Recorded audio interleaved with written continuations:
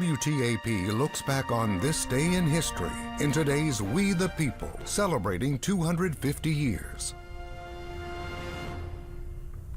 Beginning early on the morning of September 17, 1862, Confederate and Union troops in the Civil War clashed near Maryland's Antietam Creek in the bloodiest single day in American military history. The Battle of Antietam marked the culmination of Confederate General Robert E. Lee's first invasion of the northern states.